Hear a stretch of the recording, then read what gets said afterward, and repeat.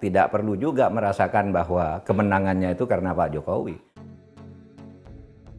Mantan Menteri Koordinator Politik, Hukum, dan Keamanan Menko Polhukam Mahfud MD mengatakan kemenangan Prabowo Subianto pada Pilpres tahun 2024 lalu bukan karena adanya dukungan dari Presiden Joko Widodo.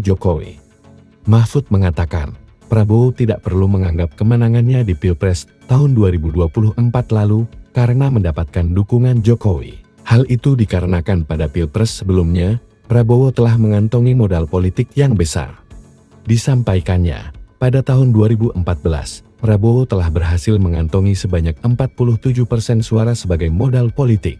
Kemudian pada tahun 2019, Prabowo kembali menunjukkan kapasitas modal politiknya. Jumlah dukungan suara tersebutlah yang membuktikan bahwa Prabowo memang telah memiliki modal politik yang besar.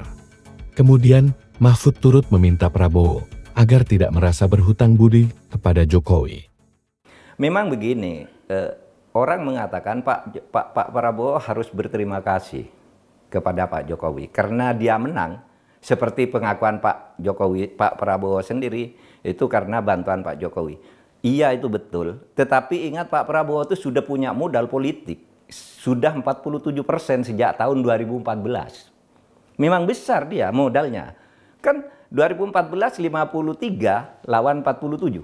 Ya kan? Yang sekarang yang 2019 ya segitu-gitu juga, 55 lawan 45. Ya. Jadi kan? sebelum dapat bala bantuan dari Jokowi sudah punya 47%. Jadi sumbangan Pak Jokowi kecil juga, sehingga tidak perlu juga merasakan bahwa kemenangannya itu karena Pak Jokowi. Modal dia udah besar. Tanpa Pak Jokowi, pesan moralnya Pak Prabowo tidak harus terlalu merasa berhutang budi. Tidak harus merasa berhutang budi, tetapi seperti kita juga harus tetap menghormati Pak Jokowi. Bagaimanapun juga sebagai presiden sudah berbuat banyak untuk negeri ini. Kemajuan ekonomi, infrastruktur, dan sebagainya. Tapi kesalahan-kesalahannya juga harus diluruskan agar nanti tidak diulang lagi oleh orang-orang berikutnya. Download Tribun X sekarang.